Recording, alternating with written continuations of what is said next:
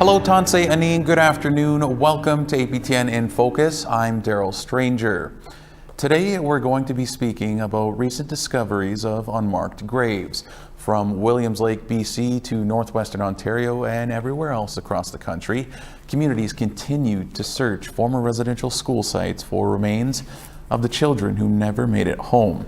Now, more possible graves have been announced in recent months, and just yesterday, the federal government announced it will be spending $2 million for the International Commission on Missing Persons to provide Indigenous communities help with identifying possible human remains.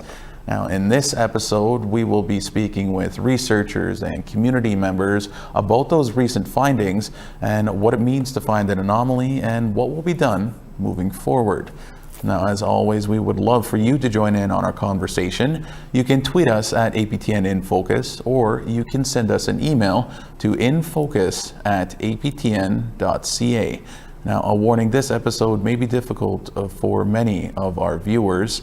The National Indian Residential School Crisis Line is available for survivors and others who might need support. That number on the screen is 1-866-925-4419. All right, now before we introduce you to our guests, let's take it all the way back to the beginning. It all started in Kamloops, BC in 2021 when the discovery of 215 unmarked graves took the nation by storm. Memorials and rallies took place all across the country. It prompted a trip to Rome to speak with the Pope and many more communities to search around former residential school sites in their regions. Here's our first story out of Kamloops from Tina House. The Kamloops Indian Residential School was first established in 1890, and thousands of kids from across BC were sent here. For years, former students told horrific stories about this residential school. Stories of sexual and physical abuse from nuns, priests, and workers, and even stories about how kids just completely disappeared. Now, with the 215 kids that were discovered in a mass unmarked grave, the memorial outside the school is growing by the minute. Rose Miller is almost 80 years old now, and she's a former student here along with many of her other family members. My dad, Henry, my brother Bobby, my Uncle John, my Uncle Louie, my cousins and aunts, and myself right here. It's been just about 73 years since Rose Miller first walked through those doors as a 7-year-old little girl from Canham Lake, BC in 1949. She says she, along with her 2 brothers, were forcibly removed from their home, and she says it was just the beginning of a total nightmare. It was awful because the food that they fed us for breakfast was lumpy, uncooked mush with sour milk lots of times. The food truck used to come in at 5 in the morning. We could smell all that bread, and we couldn't have bread half the time, and we were so hungry. They'd give us boxes of apples from the apple orchard down here, and a lot of times they're all rotten, and we're so hungry we got to scrape out the rotten part of the apple and eat it. At 8 years old, Rose says she'd had enough and ran away along the riverbank as far as she could. And then we got caught, and I just remember the nun pulling up her sleeves like this and jumping and hitting us on the back about 10 times with that strap. Our first guest this afternoon is Kimberly Murray, Canada's first independent special interlocutor for missing children, unmarked graves, and burial sites. She will help explain the different terms for unmarked graves and update us on the work she is doing. Ms. Murray, thank you so much for being here on APTN InFocus. There continues to be even more discoveries of unmarked graves across the country. To start off, I just wanted to get your thoughts on what goes through your mind when these are announced. Well, obviously, like everyone, we continue to grieve and be upset about the recoveries. But I think that this is going to be our new reality for a very long time. As more and more communities continue the searches, we're going to keep hearing news as we've heard in the last couple of weeks. And are you able to update us and our audience on the latest in terms of unmarked graves and the work that you and your office is doing? Well, we just completed our third national gathering, which was hosted in Vancouver, and we focused on the topic of Indigenous data sovereignty, and really had fulsome conversations about the need to have access control and possession of our records. And we're currently working on our fourth national gathering, which will be held in Toronto, and it will focus on Indigenous laws. We will be bringing together survivors and knowledge keepers to talk about what are our Indigenous laws and protocols around burials and protection of burial grounds. Well, you mentioned the possession of records. How important of an aspect is that is something that we have moving forward? It's very important. We heard from many survivors at the National Gathering in Vancouver about how records help them find their loved ones. We know that many of the missing children are in marked burials in cemeteries, but many families don't know what cemetery they're buried in because that was information that the churches and the federal government didn't provide to communities. So these records can actually find those missing children, and it's not an academic exercise. It's really important that all records get into the possession of First Nations, Inuit, and Métis peoples as they're doing this sacred work. And Ms. Murray, one thing that we've seen in recent weeks and heard as well in recent weeks is different terms. You know, there's anomalies, reflections, plausible burials. I was wondering if you could maybe, clear up why there are so many terms and what do these terms all mean? They actually all mean the same thing. Okay. So what the ground penetrating radar and the technology does, it just shows a difference in the earth, so that they can tell that there's been something under the ground, and that the ground is not that has been disturbed. So whether that's disturbed because there's a root there or there's a tunnel there, that requires further investigation. So when communities say that they have found reflections, it means they're possible burials, but further investigation needs to happen to confirm that they're the actual burials. Okay, I did want to clear that up. I figured that was the case, but I just thought since you're here, you're the perfect person to ask about that. And given your role as the special interlocutor, are there any questions that you're hoping to have answered with all of these searches that are going on and with all the work that you're doing? Well, I think that the questions that survivors want to have answered in communities, they want to know how many children died in Indian residential schools. They want to know who those children were, and they want to know where they're buried. So as we do this work, and it's going to take years, those are the questions that communities and survivors are asking to be answered. And we had touched on the documents, and one thing that you focused on in recent week is the documents and their availability. So how exactly do they fit into the puzzle of what you're trying to do with all of the work? Well, I mean, as I said, the records are very important to help answer those questions that survivors have. But it's also the history and it's the full truth of the Indian residential schools. And it's really important that Canadians understand that when the Truth and Reconciliation Commission was operating, only Canada and the church entities that signed the settlement agreement had to provide their documents to the TRC.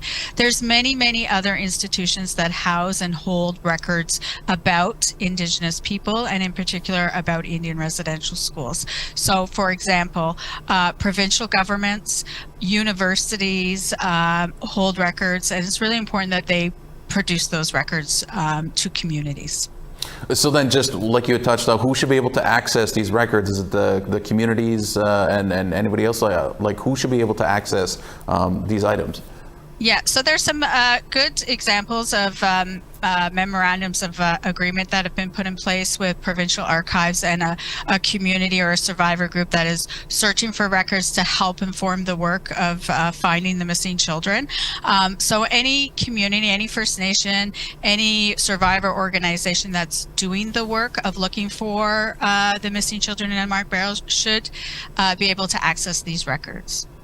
There are restrictions that can be put on and controls on the records, but it's really important for communities to have everything. They include things like blueprints of the residential schools, of the grounds, aerial photography of what the grounds looked like during the operation of the Indian residential school. So there's lots of information that isn't protected by privacy that just needs to be provided to communities. Right. And Ms. Murray, ultimately, what is some of the short and long-term goals of the work you're doing? I know you'd mentioned this is something that's going to take years and years of work and unsealing of records and that kind of thing. So are you able to give us sort of a short and long-term plan of what you're doing? Well, my mandate's only 2 years, and it ends in June of 2024. And ultimately, I have to prepare a report with recommendations for a new legal framework. And that legal framework is to protect the burial grounds and to remove the barriers that communities are facing as they do this work. That will take many, many years. All right, well, Ms. Murray, we'll have to leave it there, but we certainly appreciate you coming on and giving us an update on the work you're doing and the work communities are doing as well in terms of the unmarked graves. So we really appreciate you taking some time. Thank you. Well, nearly 1 month ago, the Star Blanket Cree Nation in Saskatchewan made a major announcement. They released initial findings of a ground-penetrating radar search on the Fort Qu'Appelle Indian Residential School site. The search identified more than 2,000 anomalies within the former grounds of one of Canada's first residential schools. While not all the anomalies are certain to be human remains, the jawbone of a young child around the age of 5 was discovered. The bone is dated to be approximately 125 years old, soon after the Catholic-run residential school became operational in 1884. Star Blanket Cree Nation's Chief Michael Starr told us more accountability needs to be taken from those who created this atrocity. And we did speak with Chief Starr about the recent findings. Chief Starr, thank you so much for joining us today on APTN InFocus. This is such an important subject, so we really do appreciate your time. It's been a few weeks now since your announcement. How is everyone in the community doing? Yes, it's been about 2 weeks for sure. January 12th was the date of our announcement. We had an engagement last week with our community, and we invited anybody who wanted to come and share, how they were doing and how they were feeling. So from the mental health perspective, we wanted to check in and see how they were doing. And we had a really good session that day. A lot of emotion again, and how the people were feeling from the announcement to that date. So yeah, it's been, what can you say, emotional, sad, disheartening a little bit in terms of the announcement. So yeah. Yeah, I can't even imagine. So tell us about those discoveries your community made. How did all of that sort of come about? Well, we've been in this whole process since about, I would say, November of 2021. So about a year and a half now, and reached out to a company called Axiom. So they've been doing our ground search, penetrating radar throughout that process, and doing it in phases throughout that time period. And so, we carried on with that work. We met with our communities, all those kind of things, engaged with them, had ceremony, had good discussions moving forward, just to help, our community prepare for the work that needed to be done.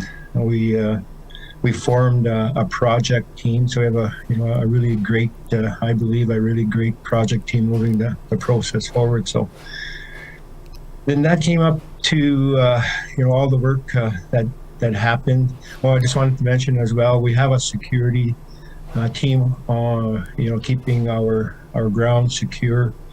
Okay. So on October the 2nd was when the discovery was made in terms of one of the walkarounds that one of the security was doing.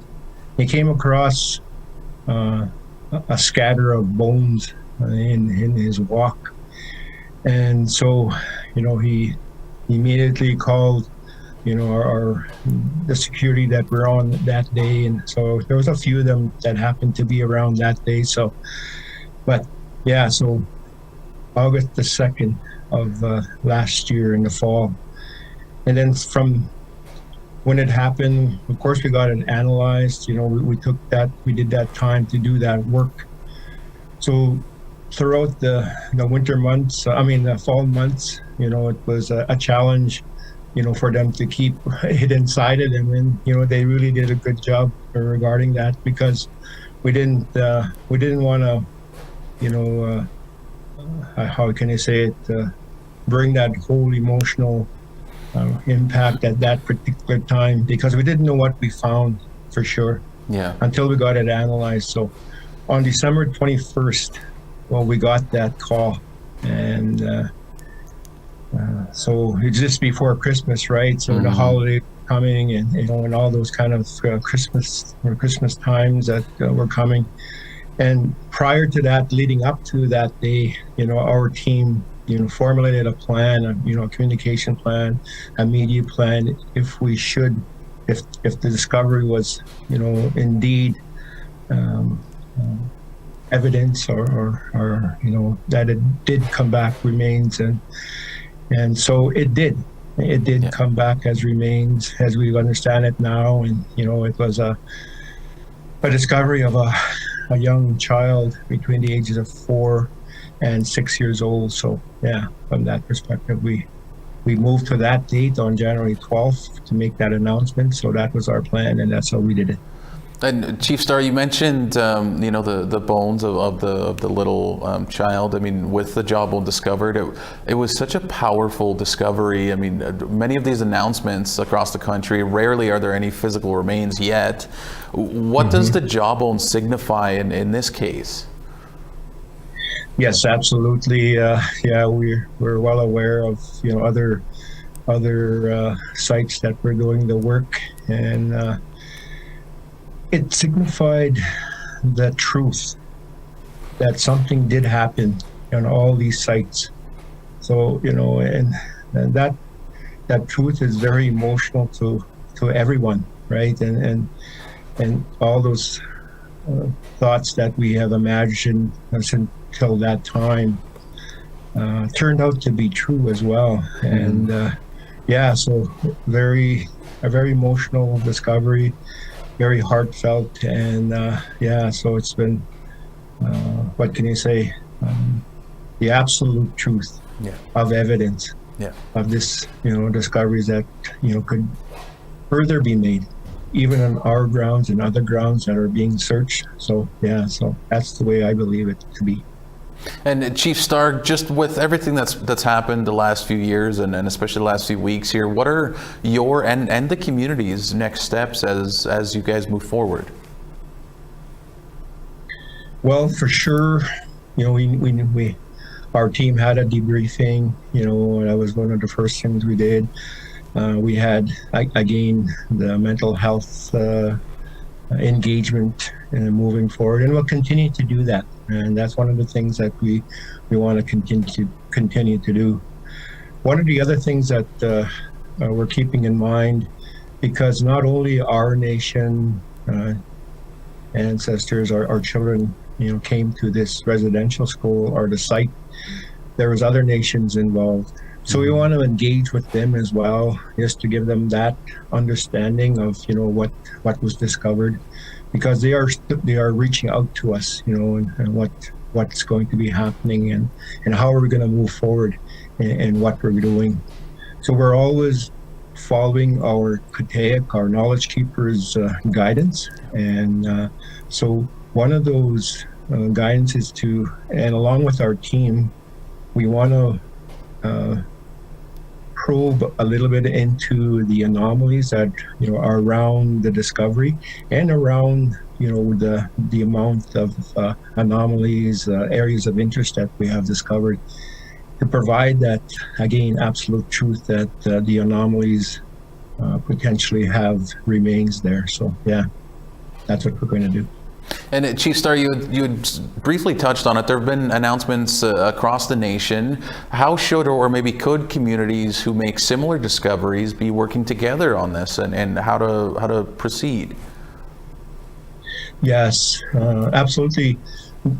Reaching out to one another. We we did that similar aspect of even Cows is reaching out to us and their team meeting with us. So if other teams can do so. We also reached out to George Gordon residential site and working with them, not working with them, but communicating with them and making sure that we work together. And so other sites have been calling us. So we'll probably do our best to help them, guide them as much as we can, and we're what we did at our site. So yeah, so that's the work that continues in moving this whole process forward in terms of all sites that had residential school sites on, our institutions on them. Well, Chief Starr, we really do appreciate you taking some time out of your day. I know it's a very difficult time for you and your community and many communities across the country. So we certainly do appreciate you coming on and sharing a bit of the story and a bit of the community's well-being. So thank you so much. Okay, I want to just say thank you so much as well, and that we've had a lot of communities, individuals, contacting us and giving us that support as well. So this is my turn to say thank you so much for doing that, and we really appreciate that moving forward. So thank you so much. All right, thank you. And again, the National Indian Residential School Crisis Line is available for survivors and others who might need support. That number is 1-866-925-4419. All right, we have to step aside for a moment. We will have plenty more coming up. Stay with us. Join our conversation now. Like us on Facebook on our APTN News page, follow or tweet us at APTN InFocus, and send your thoughts to infocus@aptn.ca.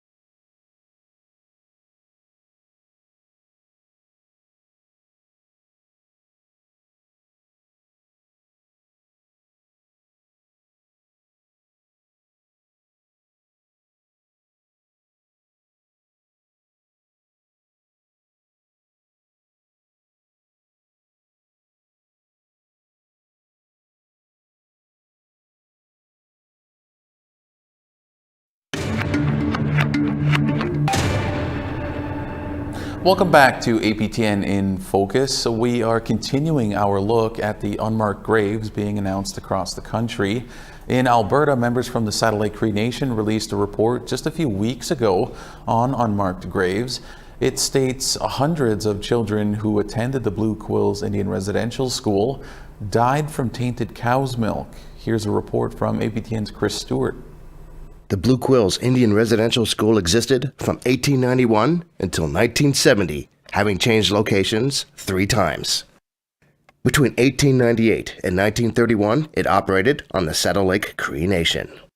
Saddle Lake Cree Nation created the Achimewin Opisu Society and was charged with investigating unmarked graves for hundreds of children who never returned from the school. Leah Redcrow is the CEO of the society. She says that tainted, unpasteurized milk resulted in the genocide of the children. These children died in the hundreds from drinking unpasteurized raw cow's milk. They were transmitted tuberculosis through the unpasteurized raw cow's milk. And they also died of many other fatal milk-borne diseases.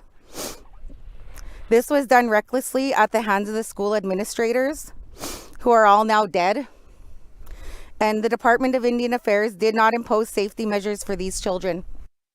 The cows were on a farm located on the school grounds. The report says the cows were rarely tested, if at all, for disease, and the children got sick very quickly. The children required a health clearance prior to admission into the school.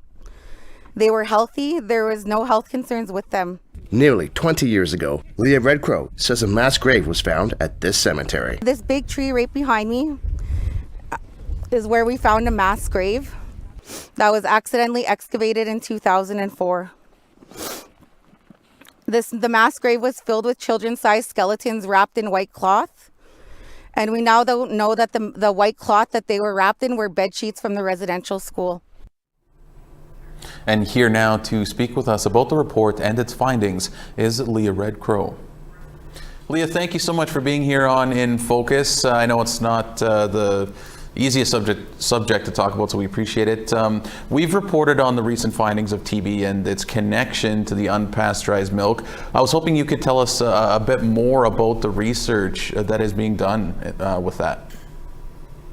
The research with the deaths of the children and the unpasteurized milk, essentially, what we did with that is we noticed in the school files that we received from the Oblates of Mary Immaculate in their correspondence when they were reporting the deaths of the children, we noticed that there is an extremely high number of children, probably about 50% of the ones that were reported deaths, where the children died of both scrofula and tuberculosis. So now what scrofula is when it's a form of TB that you get when in your glands they swell up and you get open abscesses on your skin, and it's very, very painful. But then they were also at the same time they were getting tuberculosis in the lungs, so they were getting them both at the same time. And then but the thing is the doctor, his name was Dr. Aylin,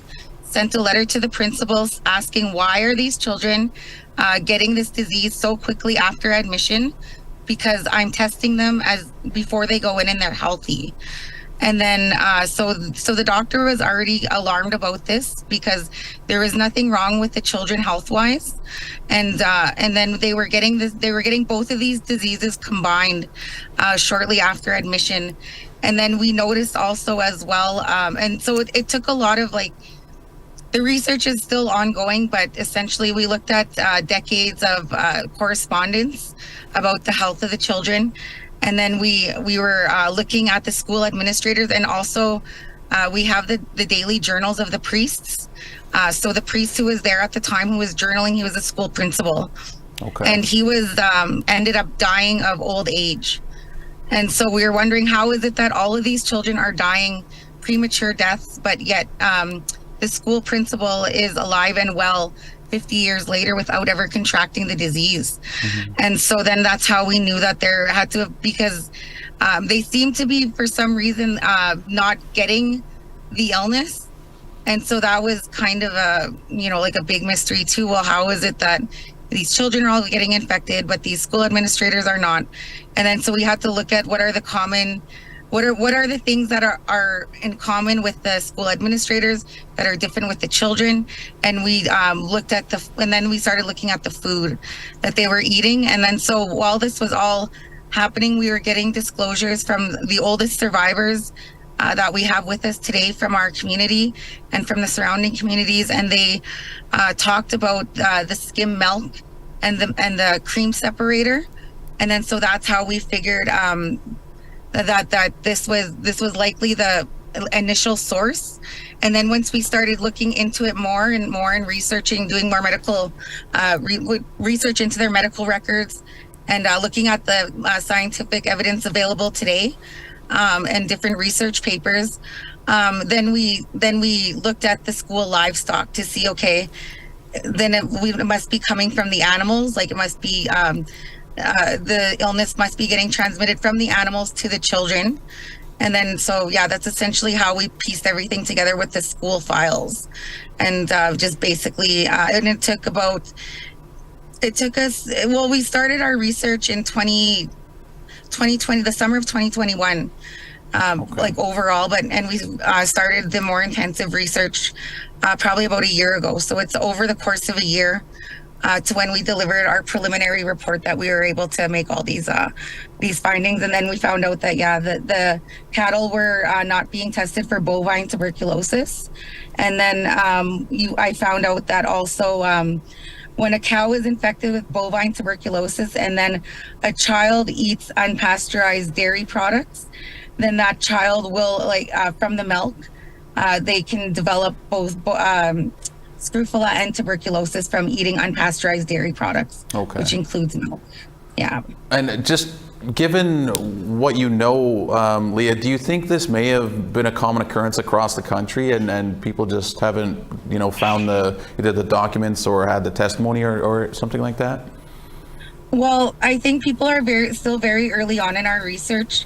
We have a very strong research capacity with our investigation team, and I think people really need to look at the school records. But I think for the overall, to get a general idea of the entire country, I would refer to the Missing Children and Unmarked Burials report by the Truth and Reconciliation Commission, because they looked at all of the death rates nationally for what was reported, and the highest cause of disease, highest cause of death that they found was tuberculosis for the 50% of the reported death causes. So then, given what you just said, Leah, what do these findings mean for those communities who are moving forward, who are also conducting some searches? Well, I think that they should really look into the school records and then try to find out where the medical records, like for us personally, we really need to find out where the medical records are stored for the children to ascertain everything. But just from the correspondence we received from the Oblates of Mary Immaculate, that we confirmed that when they were communicating with department officials, and when they identified the cause of death, that was the cause of death for the children that we had identified. But like I said, there's still documentation outstanding, and people would have to really concentrate on the efforts of their institution to find out for sure. Mm-hmm. And also, Leah, I know the sort of switching gears just a tad here. I know a mass grave was initially found almost 20 years ago now, in 2004, I believe, right? Can you sort of tell us how that sort of came about? So the Sacred Heart Cemetery, where in Saddle Lake, that was the site of the first residential school in Sacred Heart Parish. And so the school had a school cemetery, but it was not like how you would think of a cemetery today with crosses and markings. The entire back area where we now bury people was their school cemetery. The parents weren't being notified of the deaths. We confirmed that through the burial records.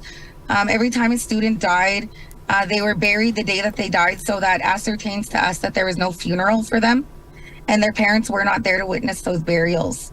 So when people say, oh, well, the parents should have called the police if they went missing, people need to understand the police at that time were not there to protect the community. They were there to make sure they didn't leave. Mm-hmm. People were not allowed to report a missing child, and it all had to. It ties in with food rations, the Indian agent, and all this stuff in like in the earlier years. And this school cemetery that they had, we're now finding, because our community, because there was a parish there, that graveyard spread more like going towards the north part of where it is now. And in that north part and southern part of the cemetery is where, when people now die today in our community, is where we're finding clandestine unmarked graves of children. Now, when we say clandestine, when we say that, that's actually in a reference to a forensic investigation terminology that was created because from people who died, and the circumstances are suspicious. Okay. Because of how the grave is dug. They're all 1 to 3 feet deep. There's no caskets for these children. Sometimes they're just skeletons in the ground. Sometimes they're wrapped in cloth.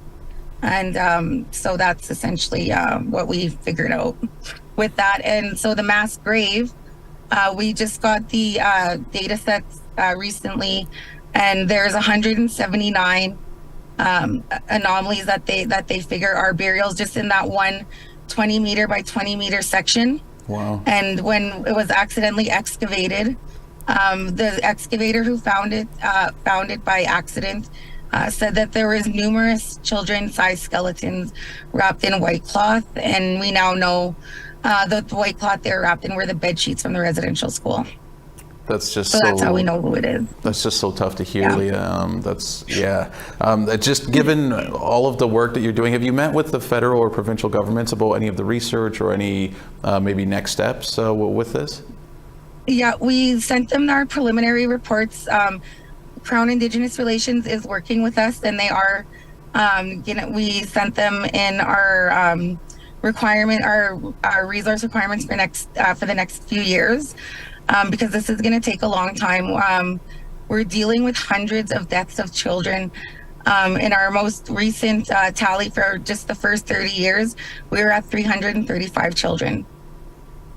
And that's not, we haven't got to the other 40 years of burial records yet. But so the projection that I gave for about 400 children will most likely be correct, and could possibly supersede that now, because those mass graves are undocumented. So now we have to add the additional, if those are confirmed, we'll have to add the additional 179 bodies that are in the mass grave. That is just that 335. Yeah, that's just so tough to be able to, or to do that and to hear that. And Leah, before we let you go, I guess just what are some of the next steps that you're looking at and the society is looking at and the community as a whole in the next few days and weeks here? Well, we identified 20,000 people that in our area, that includes survivors and intergenerational survivors that we will be required to collect interviews from. We still have a number of children whose bodies are missing. When we say that they're missing, that means we cannot ascertain that they have a burial record or that they have a death certificate. There's still a lot of children who don't have either, and we don't know where they are. And so when we say they're missing, that means we don't know where their body is buried, because we don't have a confirmation that burial took place. And so we need to, that's one of the biggest parts that we have a team working on right now, is trying to figure out who were those children, where were they, when were they last seen alive by somebody, and where did they bury them? Because another thing we found out too was that the Indian agent was making fraudulent burial or death certificates, because he was putting that those children were buried in Sacred Heart Cemetery, but we don't have a confirmed burial for them taking place from the church. So the church records are not corresponding with what the Indian agent was placing on the death certificate. Well, Leah, we'll have to leave it there, but I want to say thank you so much for joining us. And I know this isn't the easiest work to be doing, so thank you for taking some time. And I know your work is certainly appreciated. So again, thanks for taking a few minutes here on InFocus for us. Once again, the National Indian Residential School Crisis Line is available for survivors and others who might need support. That number is 1-866-925-4419. All right, we will be right back after one more quick pause. Stay with us. Join our conversation now. Like us on Facebook on our APTN News page, follow or tweet us at APTN InFocus, and send your thoughts to infocus@aptn.ca.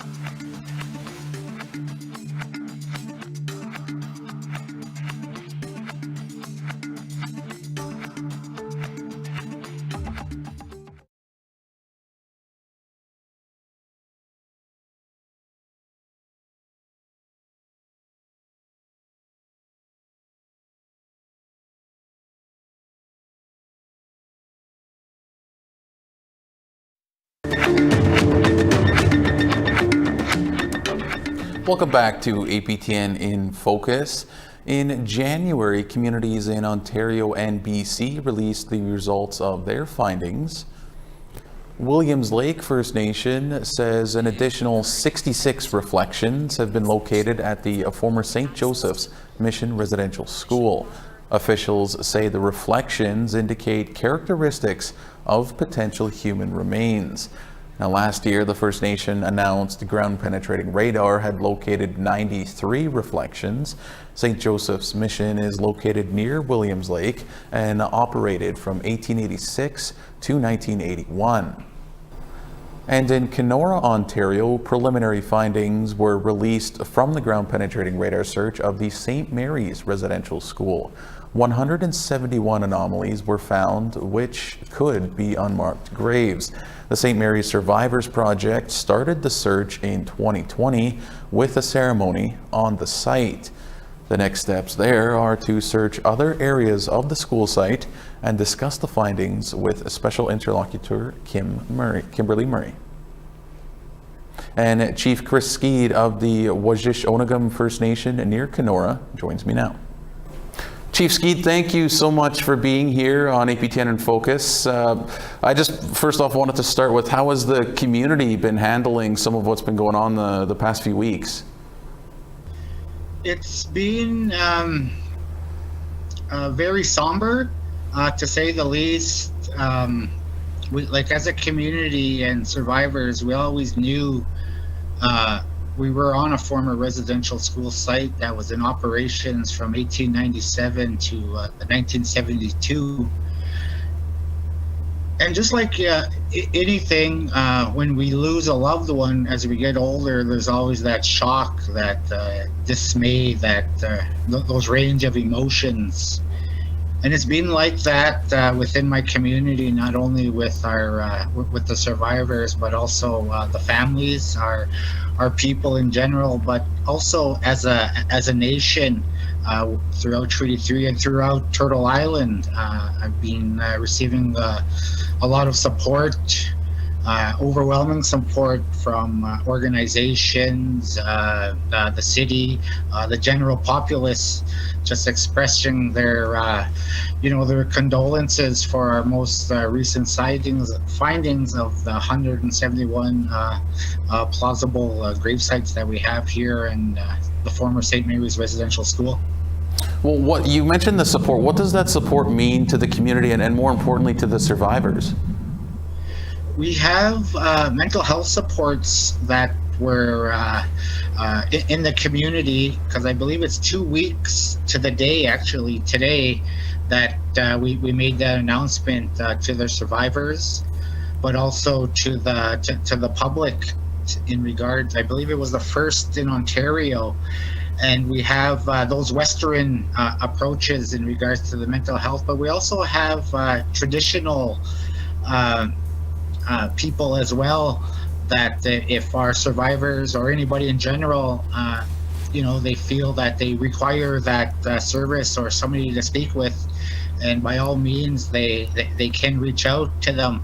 We also have blitzed our social media platform page with the call-in numbers to call 24/7 if they need that service as well.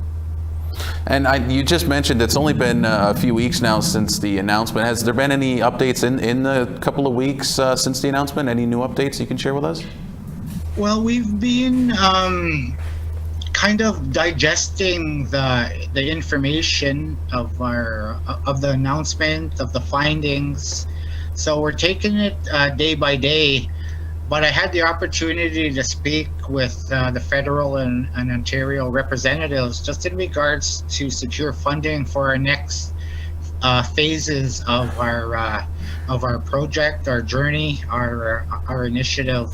And so we still have a proposal that we're waiting to hear back from, but after I made that announcement, Minister Miller did reach out to me, Minister Haidu and Minister Rickford, to confirm they're going to help us out, I guess, at the end of the day. So we're looking forward to that, to keeping this important journey and initiative moving forward in regards to our survivors.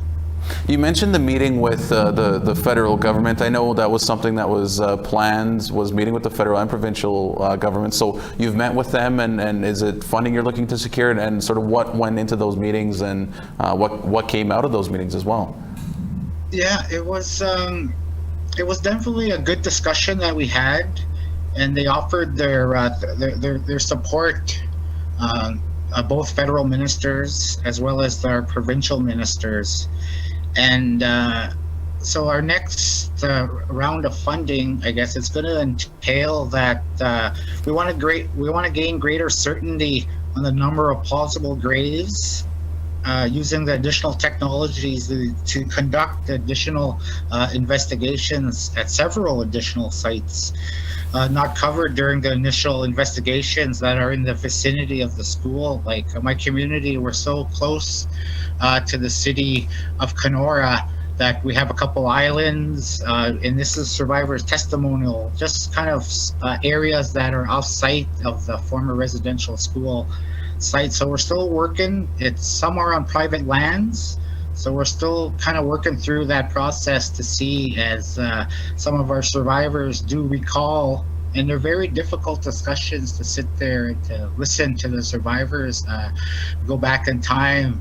But what they could recollect is that they recall the priests, the nuns taking children, and then sometimes the children would return, and other times they wouldn't. There would just be an empty bed in the dorm. Well, Chief Skeed, you mentioned the additional sites that are on private land. So there are additional sites that you guys want to search, right? But it must be difficult that they are on private land. So what's sort of the process to be able to search those lands, and where's the community at with those?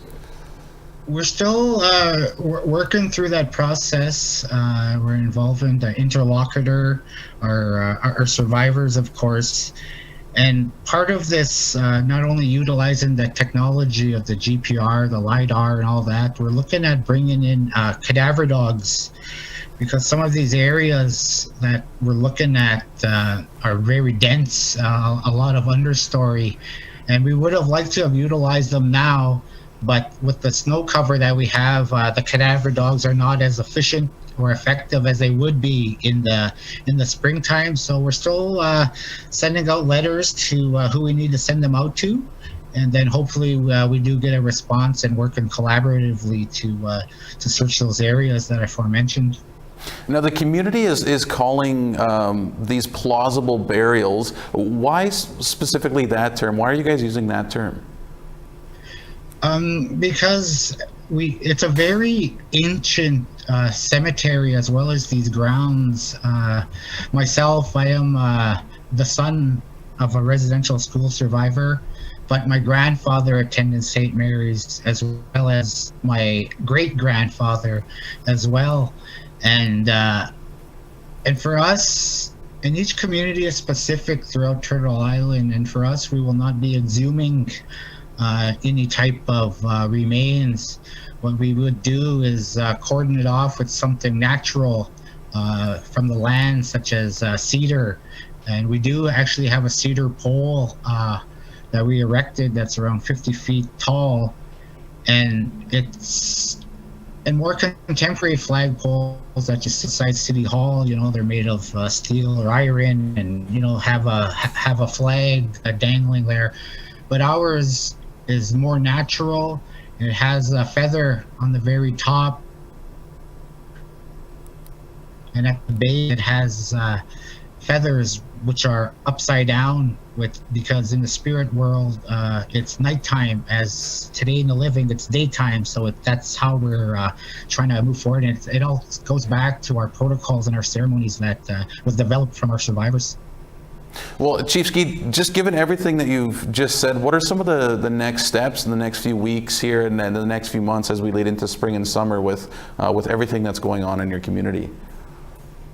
Yeah, we have our survivors. They meet bi-weekly in regards to our processes and kind of how we kind of move along. And we have 51 survivors, but knowing that there is a broader, because all the children came from all over Turtle Island, different respective treaty areas. And so we're looking at eventually doing more of a broader engagement when we get to that point. But part of our next steps is to get that funding, secure that funding, and bring in more of the technical stuff, the archaeology, the GPR team, the what else do I got here? The LiDAR, all of that stuff, the archival records that we require. So all of that stuff is all kind of bundled together, and it's really going to help us move forward. But first and foremost, it's with our survivors, of course, who are leading this process, but also resorting back to our ceremonies and our protocols and our Anishinaabe ways are guiding us throughout this whole difficult journey and initiative. Well, Chief Skeed, we'll have to leave it there, but I want to say thank you, Miigwech, to you for coming on and sharing a bit of what's going on in your community. I know the subject isn't the easiest to talk about and to have to deal with, so thank you so much for coming on and sharing a bit of what's going on. Yeah, I want to thank you as well, Daryl, for giving me the space to speak on behalf of my community, the survivors, my people, as well as to address the nation, whoever is tuning in. And it's people like yourselves that that help me use this as a platform to get that message out to the general populace, to create awareness of exactly what happened to us as Anishinaabe people, because we never did anything wrong at the end of the day. But in my view, what the federal government and the churches tried to do to assimilate us, I believe they failed. Reason being is they did a hell of a good job, I'll give them that, but they failed, as we still speak our language, we still conduct our ceremonies, we still do all of that stuff as who we are as Anishinaabe people. So I want to thank you from the bottom of my heart, Daryl, to let me speak this morning. Kuchimi Gwitch, Misigo, yeah, Bazindaweg. Thank you very much. Thank you, Chief Skeed. The National Indian Residential School Crisis Line is available for survivors and others who might need support. That number is 1-866-925-4419.